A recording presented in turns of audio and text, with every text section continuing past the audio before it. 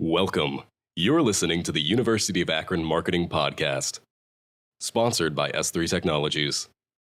Hi, my name is Delaney Ferguson, and I'm currently a marketing student here at the University of Akron. And today I want to share a little bit with you about my app called Concept. Hi, Delaney. Welcome. Yes, go ahead. Let's jump right in. Tell us more about Concept. Yeah, so this platform Concept, it's actually spelled CNCXPT, just in my opinion, a little bit of a catchier way to abbreviate that. But it's built around one main idea and one main concept, essentially, that social media should serve you. It should be built for you. So it's easy to see that most platforms today are optimized to keep you scrolling as long as possible for the company's benefit. But what we're asking at Concept is, how can we benefit you? Instead of asking, how long can we keep you here? We're asking, what do you actually want to see right now? So with that, what makes Concept different from other platforms like TikTok and Instagram? Yeah, so the biggest difference is the user-controlled modes. So on Concept, users can choose any type of content they want to see each time, even before they scroll. So if I only want entertainment, I put that filter on. If I only want to see business-focused content, I put that filter on, and so on and so forth. And multiple filters can be put on at once. So certain politics, or certain topics like politics, sports, or trending entertainment, you can either put those filters on or actually put filters on to block them out. So yeah, users are the ones that get to handpick exactly what they see. So we talked about the user. What about the creators? How does that work? Yeah, so creators on any scale and any following are actually required to topically categorize each piece of content. And then the creators that reach a certain number of followers are actually able to categorize their profile with up to 3 icons. So those larger verified creators or businesses, so to say, on Concept can choose 2 primary content categories for their overall profile. Things like travel, beauty, business, education, lifestyle, so on. So yeah, these categories would appear as small icons on the top of their profile. So if someone specializes in fitness and cooking or creates a particular product, these icons would be visible immediately on their profile. And if someone is more of a general like lifestyle creator, they can have a broader multi-category lifestyle icon on their page. And I envision a lot of people having this icon on their page. What happens if creators miscategorize their content? So if creators miscategorize their content, that's something we've thought through. If content is wrongly categorized, users are able to flag it for review. But creators and businesses alike who consistently and accurately organize their content would be rewarded with stronger distribution. Their posts would be pushed more because they're contributing to a trustworthy and organized system. So creators who repeatedly miscategorize their content would be placed under review, and their reach may not be rewarded with as much engagement. How does that benefit creators, especially larger ones like influencers? Yeah, so the way it benefits creators, it actually helps them a lot.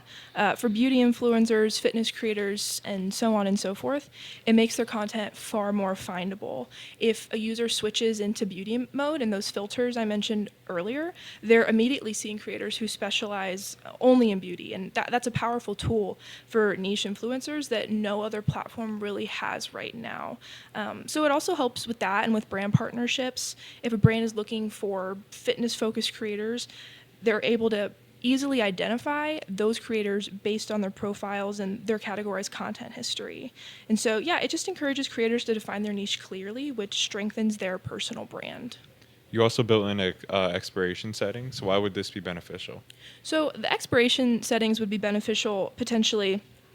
It's just something we're trying out to see if it's actually going to help creators keep their content relevant, and especially for businesses, if they're running promotions that are only happening for a certain amount of time, they don't have to worry about taking that post down or writing in the caption like this giveaway or this sale has expired. So that's just something, again, we're trying out, not going to be a main focus of the platform, but something we could see being beneficial. I see. It almost feels like an element of Snapchat, another app that has been incredibly successful. So now, how do users discover new content?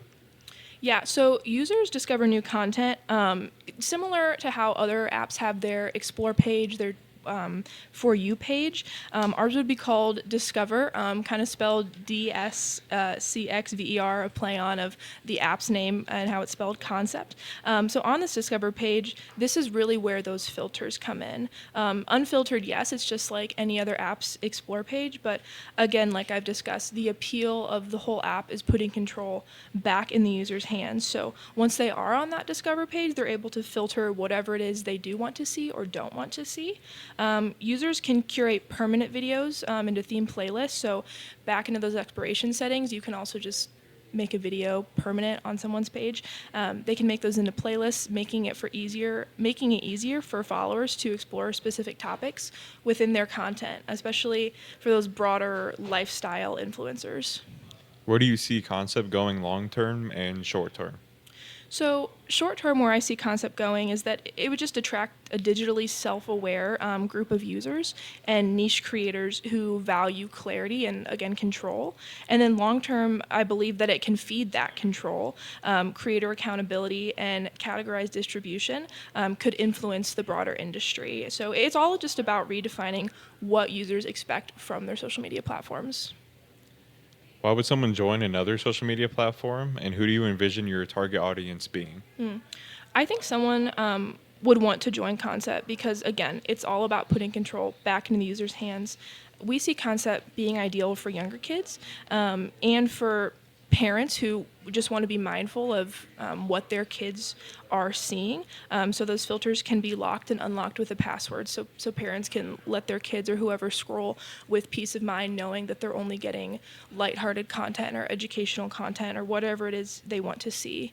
And Gen Z and millennials are especially aware of how draining social media can be. And they're not necessarily looking to leave social media, but we see that they're just looking for healthier ways to engage with it. And so Concept just gives them structure, clarity, and control. Delaney, thank you so much. This conversation has been very engaging, and we look forward to hearing about Concept more in the future. Cool, thanks. Yep.